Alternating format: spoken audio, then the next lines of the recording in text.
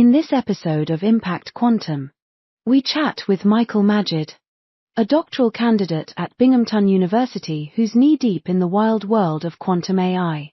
From Norwalk to near-zero temperatures, we cover everything from how quantum computing could revolutionize medicine to why you probably still don't understand what a qubit does, and that's okay. If you've ever wondered what system science is, or thought quantum curious sounded like a personality trait, this one's for you. Spoiler alert, it's not just Schrödinger's cat that's confused.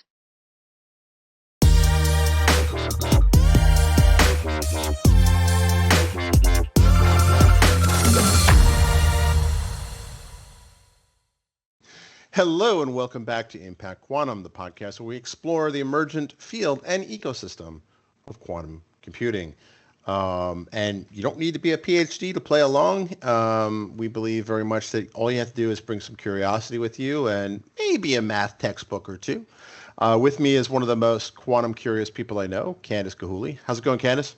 It's great. Thank you so much. I'm very excited because today we're talking to someone. We just went down a little memory lane back to where we both grew up, and we basically were neighbors. It was very, very exciting. A little bit of Westchester County love for those. That's right. Know. I love it. Which is funny because IBM, if memory serves, is headquartered in Westchester County, and I think their super awesome quantum lab that I'm trying to get a tour of is up there. I went to university just south of Westchester County in a wonderful part of the world called the Bronx, and the boogie down. The boogie down. And yeah, so I'm somewhat familiar with Westchester County. Well, who are we speaking to? We know where he's from, but we know who it is. Right. So today we're talking to Michael Magid. He is a doctoral candidate at Binghamton University. And we're very excited to speak with him today. Hi, Michael. Hi, Candace. Hi, Frank. It's a pleasure to be on this program. Thank you both for inviting me, and thank you again for this opportunity. Awesome. And what is your PhD in? So my PhD is in the field known as system science. And within that field, we're able to do a significant amount of work in different data science related fields. System science in the end is just the science of systems, which is a bit of a weird way to explain it. But if we're going to be talking about any parts that are interrelated, that can be itself a system. So what we do is we take a look how all these parts are interrelated and find how they're interrelated and why they're interrelated.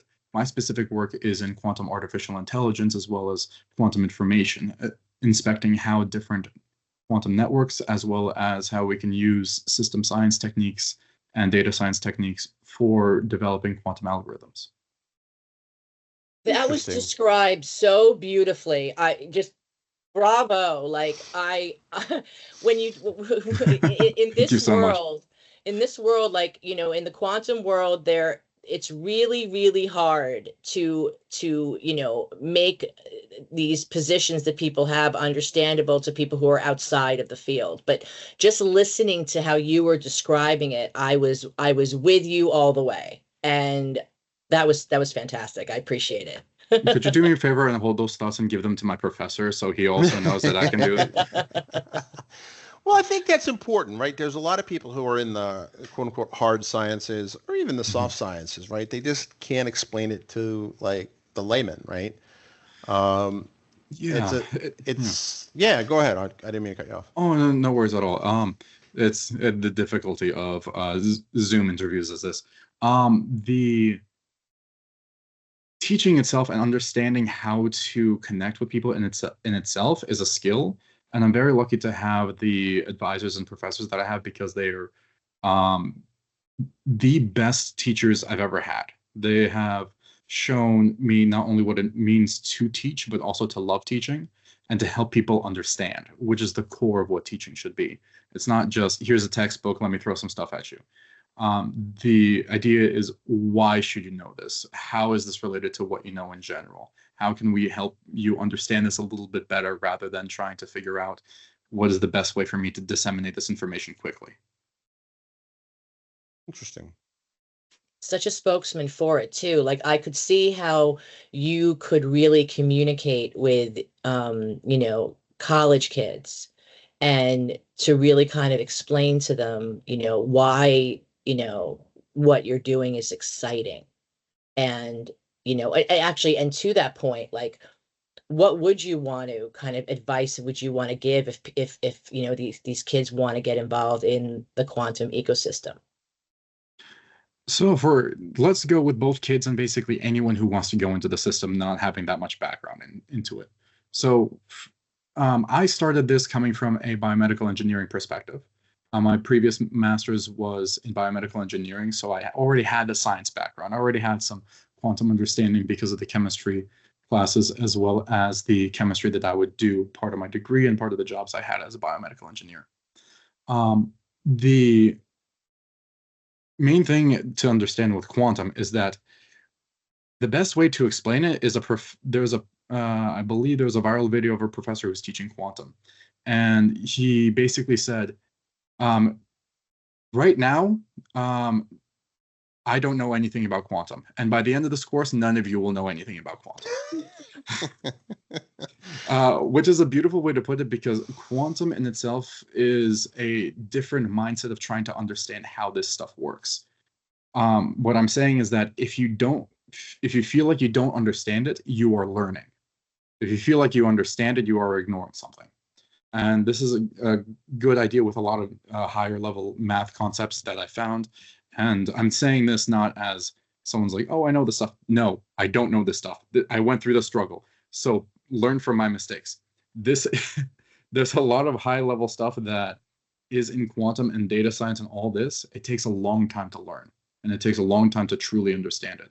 Never be afraid to ask questions. Reach out to people, reach out to professors, reach out to me. If people don't respond, people are busy. Sometimes a second message would be good. If people don't respond, maybe just because they are too busy with everything else. But my point in saying this, professors love to teach. Professors in this field love to share their knowledge about this. They may not be good at sharing knowledge, and it's going to be something that you want to be patient with them. Not every professor knows exactly how to teach you, so you need to help them on what your learning style is and how to, and do your own work on how to ask them the appropriate questions, which is more of a general question for anyone going into academia and interacting with academia. I digress. There's so much in the quantum space that allows you to start from nothing. There's books on it, there's textbooks. The one that really worked for me, because I came from an information theory background, was Mark Wilde's book on From Classical to Quantum Shannon Theory. But again, I came from an information theory background because of my data science background, and that really helped me. A lot of other books, but there's several professors at Cornell and Yale who have really good introductory textbooks to quantum mechanics, and those are helpful. I spoke to one of them about it, saying that some of them are written to the point that anyone who hasn't had any chemistry or any quantum physics or any physics background can start from the ground and go. There's always resources to go, as long as you keep asking questions, as long as you keep being quantum curious. I couldn't have said it better. I don't think we could have said it better ourselves. That's right? Awesome. We definitely will talk to your professors, because there's our new new tagline, Candace. I know. And I'm glad you mentioned asking questions, right? And it's definitely a field where I don't think anyone really knows exactly. Like, is it Richard Feynman had said the famous quote, like, if you think you understand quantum computing or quantum physics, you don't understand quantum physics, right? Like, he was a pretty smart guy, right? Like, he was among, I think he was on the Manhattan Project at one point, like as a kid or whatever, or pretty early in his career. But I also see you've done a lot of AI and LLM type research. Do you think that LLMs could help people learn this sort of thing? Like, I use a lot of AI-based learning tools myself, right? So Notebook LM, probably the most obvious one, right? Do you think that you think those are good tools to help people learn? Yes, but you need to remember it's not a professor, it is a tool.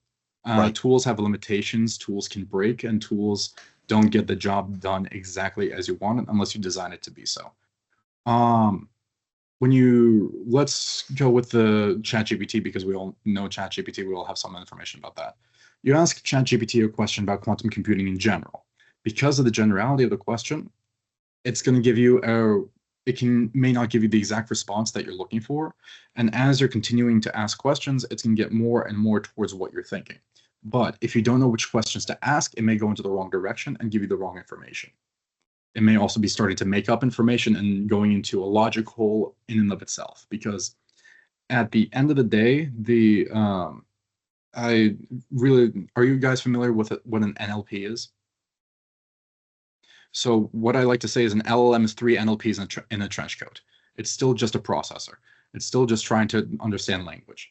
And if you're giving it the wrong language and the wrong concepts, and you don't know how to communicate scientifically to an LLM, it's going to give you maybe not wrong responses, but more improper responses. And trying to understand which ones are proper and which ones are improper, it can be the difference between understanding a concept and not understanding a concept. And then disseminate, and if you're going to be talking with other people about it, you could be disseminating that information incorrectly as well. Yeah, I often wonder about that. Like, how do you know if the LLM is hallucinating? Because the LLMs are really good at being very convincing of when it's wrong. Yeah, the good news is a lot of LLMs now have web access, and even on the base level. So you can ask it to provide a source, go back to the source, and then go and double check to make sure that source first of all exists. If it doesn't exist, well, some of the information may be wrong. Right. And then if you find a source and it has that same information and agrees with that information, which is the important part, because even if you can read an entire paper and at the very end of the paper, they said these results are not statistically significant. And if you just missed that one bit and the people didn't write the paper exactly, the LLM and everyone else is going to miss that part. So what I would recommend first, before trying to educate yourself on any scientific topic through LLMs, is to have a education on both prompt engineering as well as a basic understanding of scientific literature and scientific reading. Because that's what happens a lot, is the misrepresentation of it. And it's not always malicious. And when I hazard to say misrepresentation, because it comes off as malicious thing. It's mainly just people misread something because they're not familiar with statistical significance. They're not familiar with the statistical tests. Maybe the way that some people did a certain paper was to prove one point, and then somebody took point B from that. All of that has to do with backing in scientific and quantum literature, and that takes time. My main point with all of this: don't be in a rush. Quantum is new. Quantum is growing, and there's a lot of things that we need to get underway. A lot of things that we need to keep building, as I'm sure we're going to continue to discuss. Right. No, absolutely. I know Candace has a bunch of questions. Well, yeah. So do you think is the biggest misconception that people have about quantum computing and what it's going to do for all of us? That quantum can solve everything. Quantum is going to do 3 specific things. It's going to solve problems that we weren't able to solve before. These are known as either NP hard or variations of something hard problems that are computationally difficult for us to solve right now because we have the math for it, but it's just going to take so long for the math to happen that we can't do it on the classical computer. There's some problems, it's what's known as non-polynomial time. It's not necessarily that we don't have an answer for this, it's that the answer in itself is going to take so long to solve because there's so many ways that we can do it. Excuse me, that's not the way to say it. It's going to take so long to solve that in the way that we have right now, that quantum in itself, because it's able to go through all the states simultaneously, as well as entanglement principles and so on and so forth, that quantum speed up is going to allow us to solve those problems. So things like AI may have some speed up, but it's not going to be as significant as it would be with something that is an NP hard problem. And that's the origin of the whole, this would take lifespan of the universe several times over to solve this problem. Exactly. Like that's the origin of that. I don't want to call it a meme, but that idea.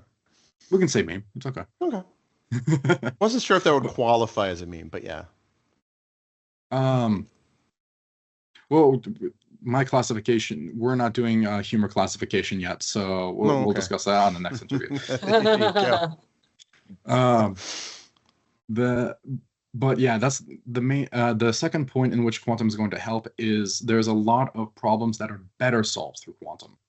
A couple discussions I've had with other people in the field is regarding chemistry.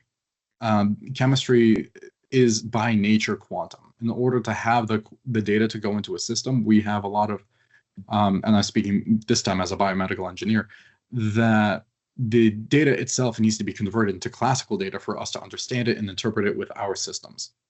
But because the chemical data by nature is already quantum, we can have a quantum to quantum interface, allowing us to have that problem solved directly without having to worry about converting it to classical and then reconverting classical to quantum, which is one of the main issues with quantum right now. But the idea is that there's other things that are quantum in nature, and we're still trying to understand what is, by definition, quantum in nature. And then quantum computing is better handled to do so. And the third is to a point overall speed up. The issue that we have right now, let's go with AI, is that it takes a lot of time for big models to run. It takes a lot of time for a lot of data centers and servers. They take up a lot of power, they take up a lot of energy, and so on and so forth, because they have so much that they need to run. Quantum, because of the nature of the multi-states and multi-state connections, as well as the entanglements and many other factors that we can talk about later, I don't want to get too into the weeds with that, allows the speed up to be more significant than it would be by just adding more servers and just adding more classical computational methods. And those 3 points are the mainstays of how quantum will be more important now. There's also cryptography. I specifically don't talk about cryptography that much because it's not my forte. There's a lot more on cryptography that has been done for both pre-quantum and post-quantum, due to the fact that quantum can solve a lot of current classical cryptographic methods. I'm not super familiar with it, so I don't want to speak to something that I'm not super familiar with. Well, that's what's really got people freaked out, I think. A lot of people who are with the money are freaked out about that, right? And for good reason, right? Yeah. I was recently at a dinner with a big tech luminary, and he was kind of like, he was very down on quantum computing, which I found kind of surprising. Mm-hmm. And I was like, and he goes, and then somebody else at the table beat me to the punch of like, well, what about Shor's algorithm? Because, that's a fluke. And I'm thinking to myself, I think I might even said it aloud. Yeah, but what a fluke, though.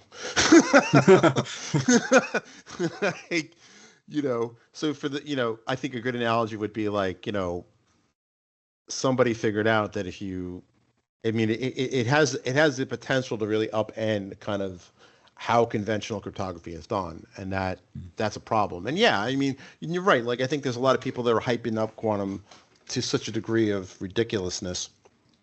But at the end of the day, it's only really good at solving, at least right now, right? I think right now we know it can solve a very small subset of problems. Right now, those are big problems. So yay us. But I also think too that, can you imagine? I think we're very much in the transistor days of quantum computing, right? So like, I also think we don't know what we don't know yet, right? Like, I don't think Bell Labs, I think, invented the transistor, right? I could be wrong on that, but I don't think they had envisioned TikTok, right? Or YouTube or podcasts, right? So I think that there are plenty of things now that we can't imagine yet could come about because of quantum computing, right? Like right now we know it only solves a certain subset of things, but I also think that we don't know what we don't know. Yeah, and that's a very good point with it, because I also want to make the point that we could be farther in quantum computing if COVID had not happened. Really? So you think COVID really delayed it? Had a significant delay for a lot of developments because due to, so there's a concept in logistics known as Lean Six Sigma. Lean Six Sigma works on basically having the most efficient way of doing things in certain areas. What this also led to was a lot of one of the principles that in Lean Six Sigma that had an effect on the shipping industry was that you're not supposed to have a significant amount of reserves in certain areas because it's more cost effective to have more places moving around than it is to have more reserves. Right. So during COVID, that's why there was a lot of shipping shortages. Oh, just-in-time inventory and all that stuff. Exactly. That's exactly what I'm talking about. Thank you. And because they didn't have the backups, a lot of people didn't get food. A lot of people didn't get necessities, but also a lot of big quantum computational projects, specifically building quantum computers, were delayed. Oh, interesting. There was also other things going on in the world that delayed the processing of certain materials that were going into the quantum computers as well. I can't speak to those because it's been a little while and I don't remember everything. But this delay still had a significant impact on quantum computing. We would be, in my opinion, at least 5 years ahead than we would be now if those shipping delays had not happened.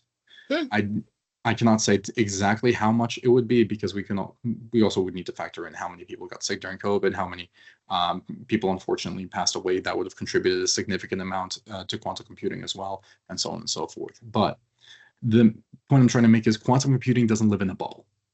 Right. There's a lot of politics. There's a lot of logistics. There's a lot of everything. Ironically, that quantum computing can solve some of the logistics problems, but there's a lot of things that quantum computing is affected by.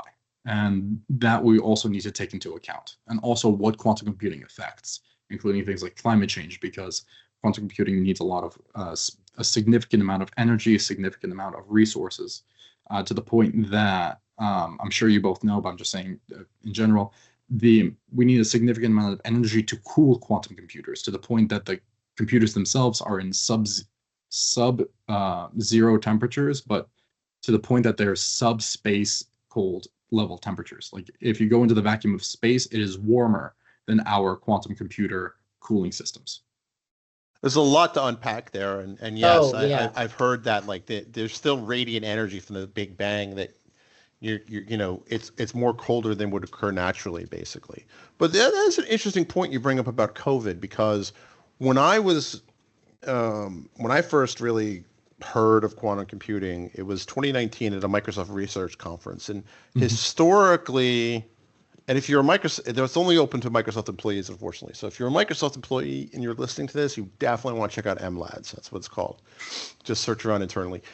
They tend to be about 18 to 24 months ahead of the curve, and one of the speakers was very adamant that this was going to be a major player. And this is November 2019, right? So I could never tell, like, was that just hype? Was she just hyping up the crowd? Or was there actually some kind of disruption and COVID kind of, I'm not saying that that's the only reason, but your math checks out pretty legitimately. So, right? Because nobody in November 2019 saw COVID on the horizon. So, I mean, that would make sense. Yeah. And you remember, Frank, my entrance into the whole quantum world was with my father, who was an IBMer, and he was writing algorithms out on quadrille pads of paper in the 80s, and no one understood anything that he was doing.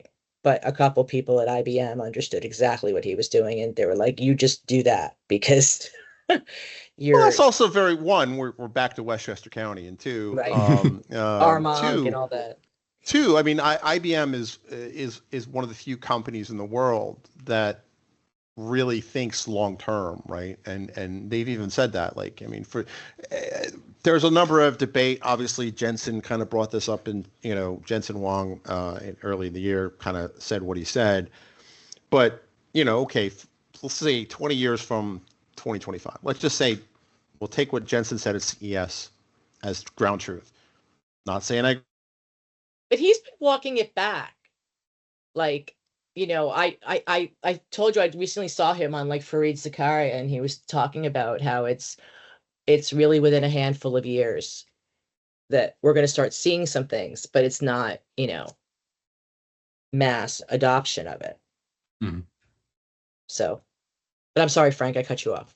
Well, that's okay. I think my internet cut me off. So, but I mean, your dad was doing this in the 80s and 90s, right? So this is clearly not like, this is something IBM's been working with for a while. And correct me if I'm wrong, but I think Shor's algorithm was written by, I forget his first name, Shor, hence the name, Peter Shor. And 94, I think, was about 93, 94. Mm-hmm. So, which, and I think you also you dropped a name that I don't think most people realize how influential this guy's been. Claude Shannon basically invented digital information theory, right? So like the idea, he's probably the most influential person in history that no one has any idea who he that the average person wouldn't know, right? Yeah. A good amount of my work has been investigating Shannon information theory as well as Shannon entropy, and using that as a metric for other problems and seeing how that works. But I also wanted to have a quick note. Funnily enough, IBM is also a huge part of my work as well, because I'm at the Watson School of Engineering. Oh, interesting. Okay. That's awesome. That's awesome. And I work at Red Hat in my day job, so clearly Big Blue is never that far away. Right. There we go.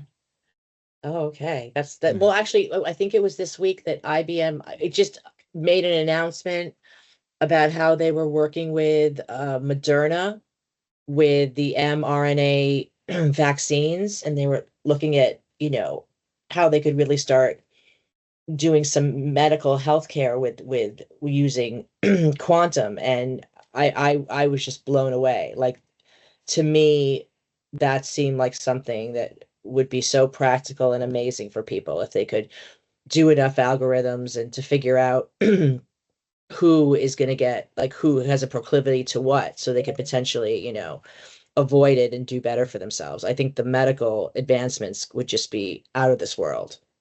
Well, biology, medicine.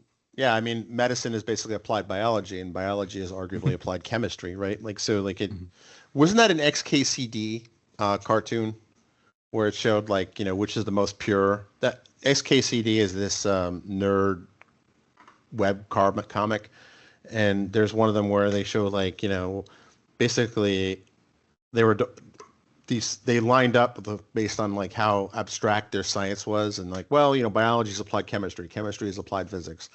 And then there was some guy all the way like to the side of the room that basically said, well, I'm a mathematician, right? And everything else is just applied math. That was, I thought that was funny. Little nerd joke there. Sorry about that.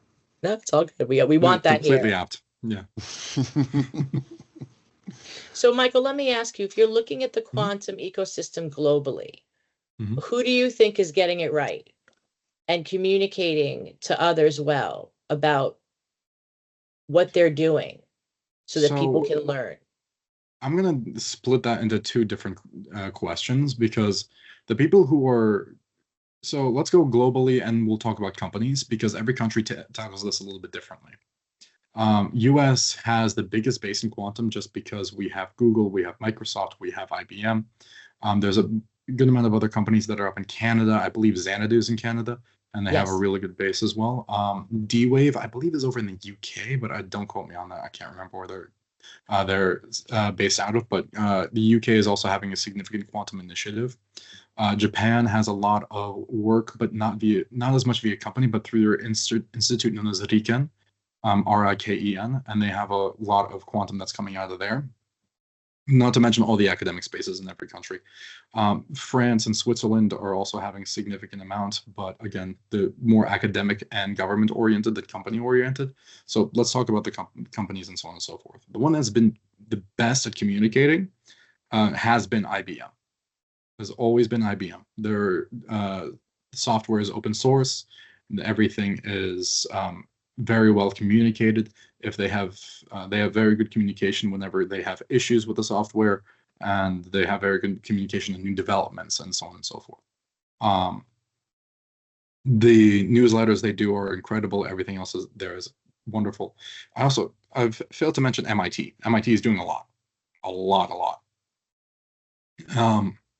But going back to the companies, I believe the Google and Microsoft have been doing a lot, but not have been talking about it, which is both good and bad, because in the current system that we have where companies are competing, they need to not say anything.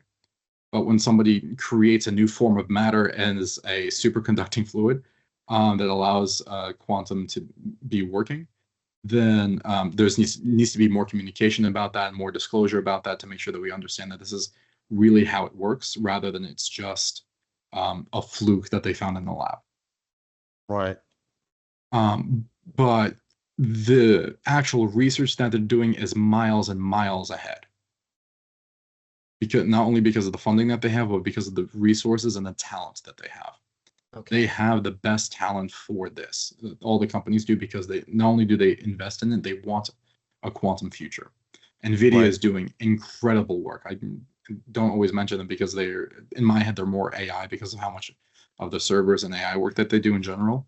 But their basis in quantum is quite significant on top of that.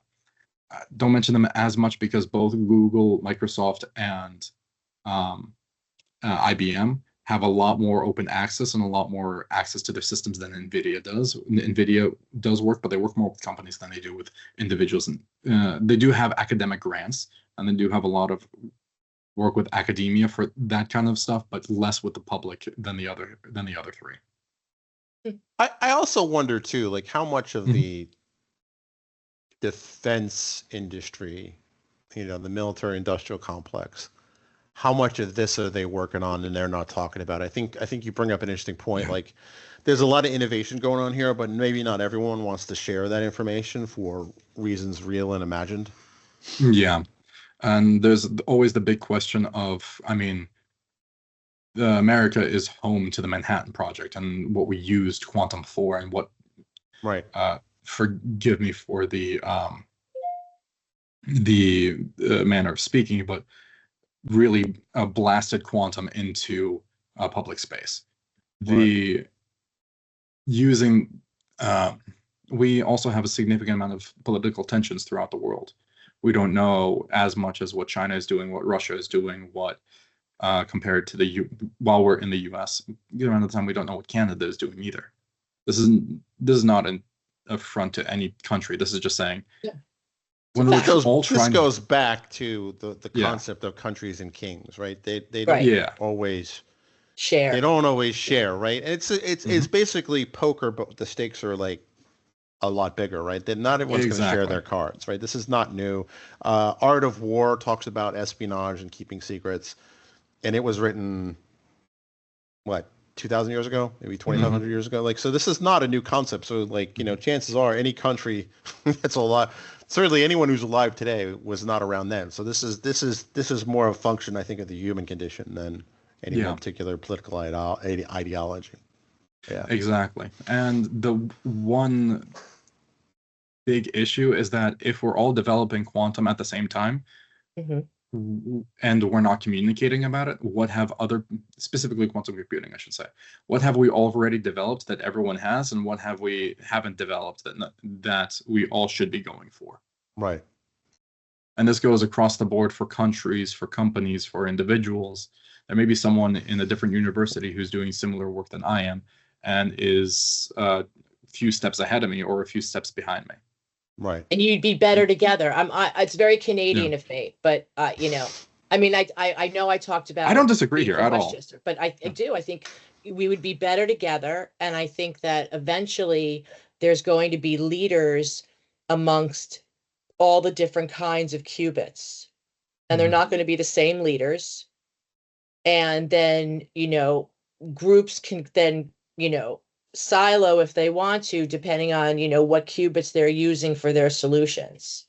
But again, it would be better as a community, and sharing is the way to go, in my opinion, as the Canadian here. Who's from New York, so you have to understand my inner conflict, right? Like, I was gonna say, like, I'm always battling. Like, I'm a born and bred New Yorker. It's the first thing I tell everybody, but I've been living in Canada for 15 years. I became a dual citizen, but I can see why I can see certain things that are just done better. Not everything, but certain things are done better. You know, so I think we should share. Let me ask you this, Michael. At Impact Quantum, we're really all about accessibility. What advice would you give to young professionals or curious minds who want to contribute to the quantum future? The short of it is do it. There's a lot of it depends, but the long answer, it depends on which way you want to contribute.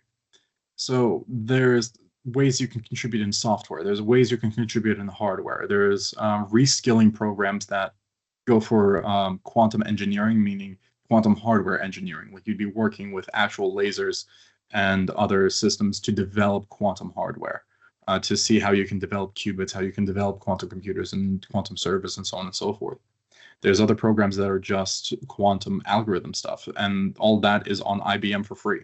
That's part of the reason that they're I think of them as the leader in it, because not only are they able to set up the entire IBM Qiskit language, I believe I'm pronouncing that correctly. I honestly have no idea.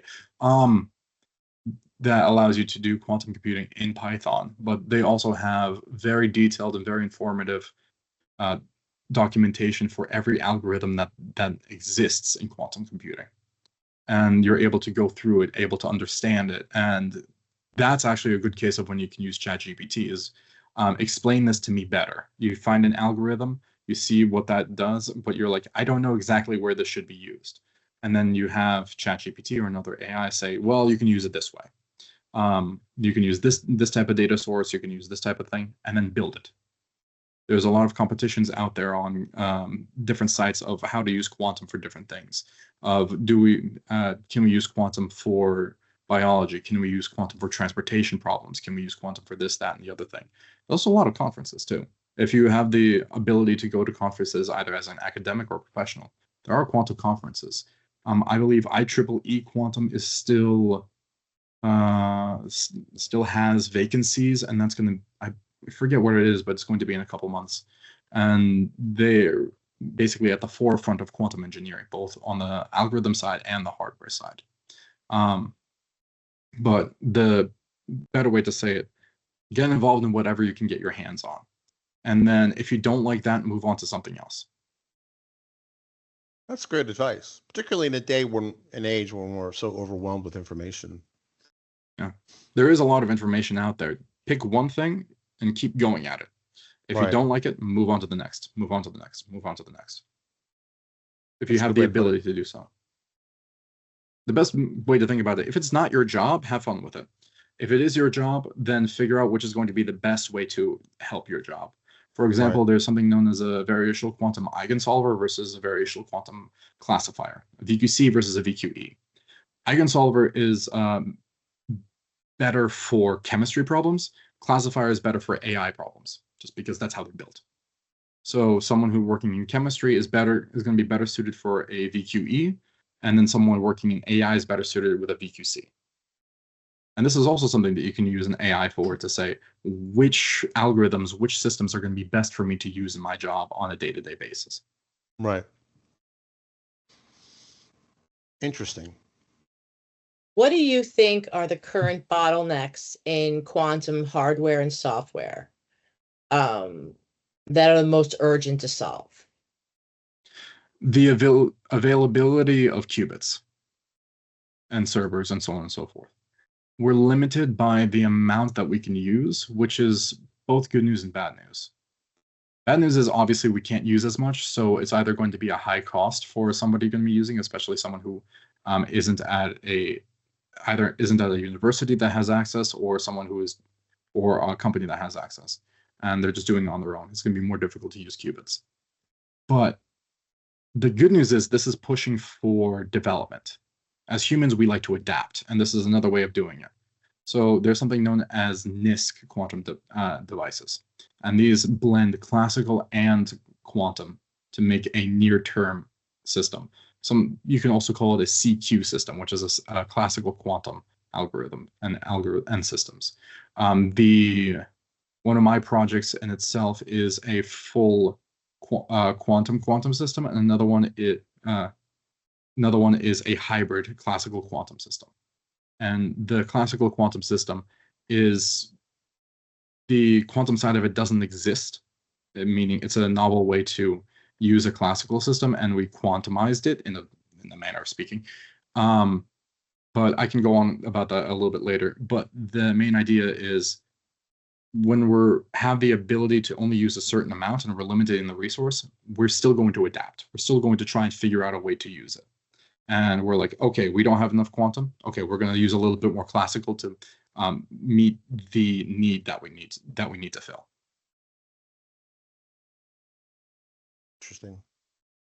What's your advice to kind of existing IT professionals to start looking into this?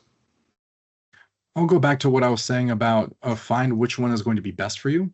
Right. So some IT professionals are going to be more in cybersecurity. So reading things on Shor's algorithm, how quantum is going to affect RSA keys and how to combat that and so on and so forth.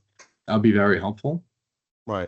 And people who are going to be more on the logistics side of IT, trying to see how their transportation problems and job shop scheduling problems can be solved with quantum algorithms as well as quantum systems.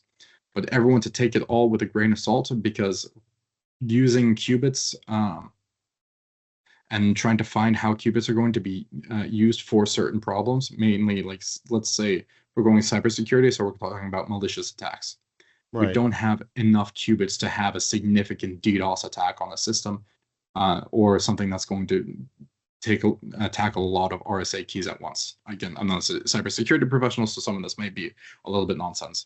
But going back to the idea of using quantum for anything, figure out what your thing is and what quantum could solve for you, because there's a lot of things that it's been adapted for.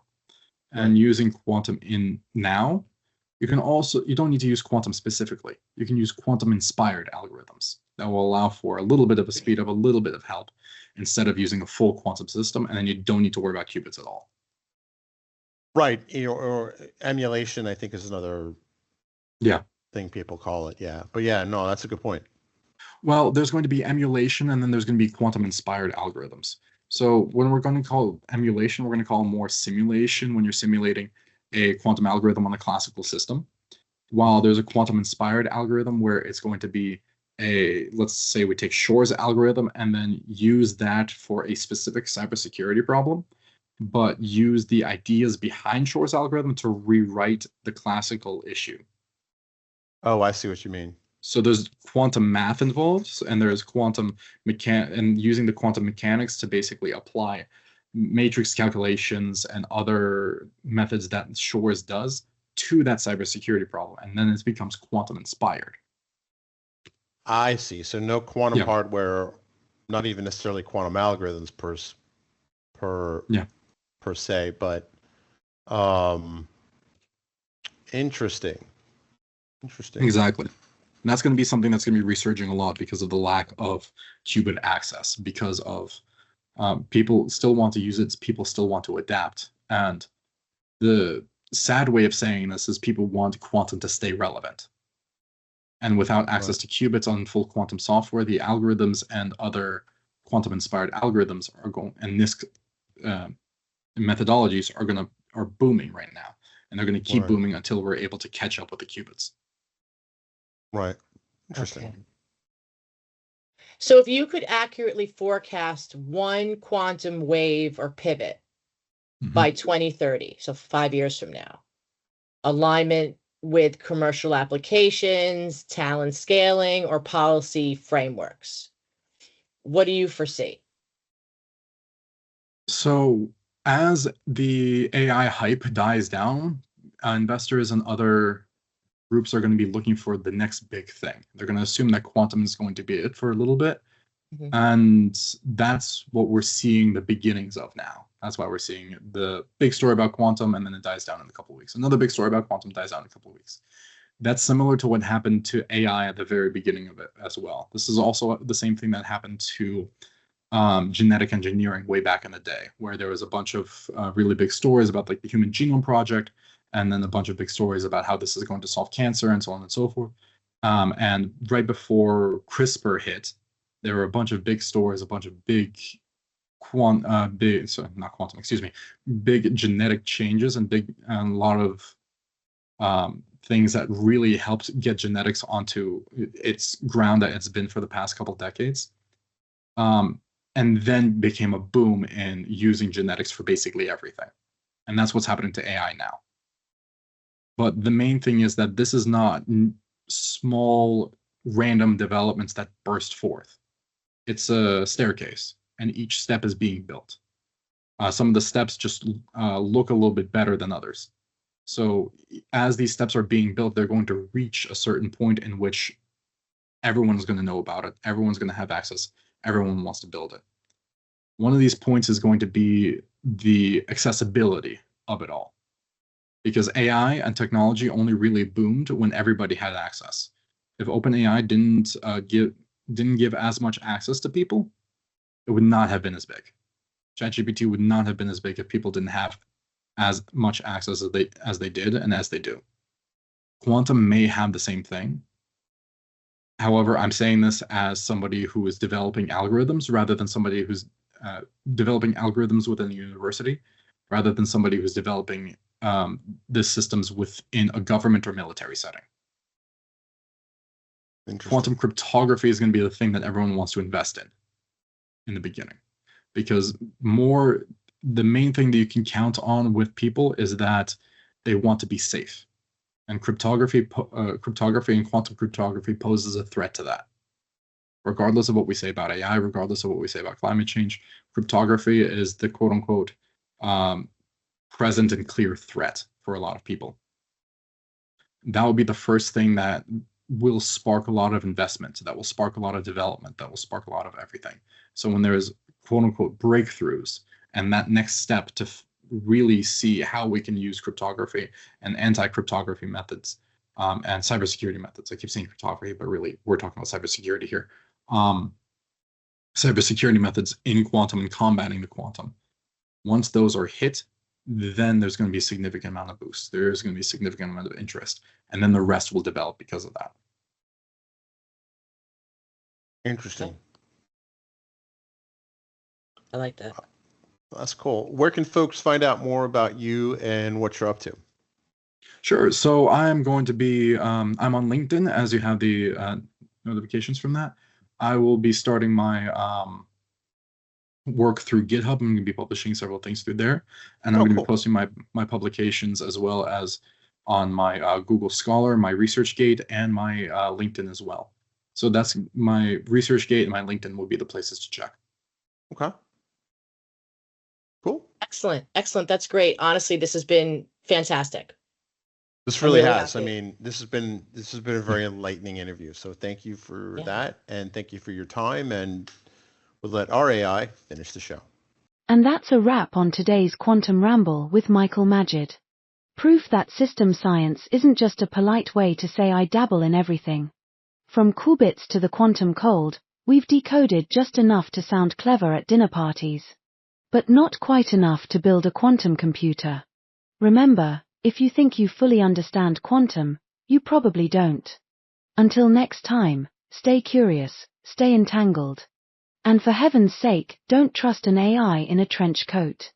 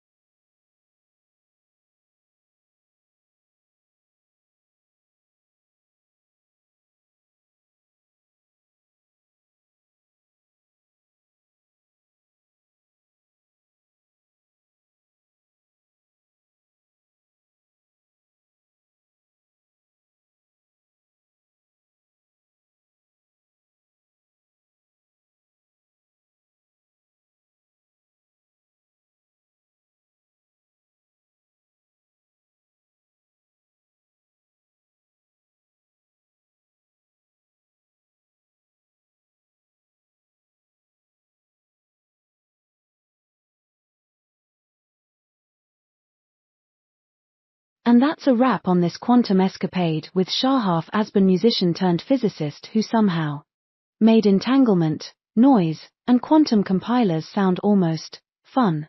Whether you're now rethinking your career in classical computing, or just impressed that Janet Jackson can crash a hard drive, remember, the future is uncertain, but delightfully probabilistic. Until next time, keep your qubits cool and your curiosity entangled. Cheers.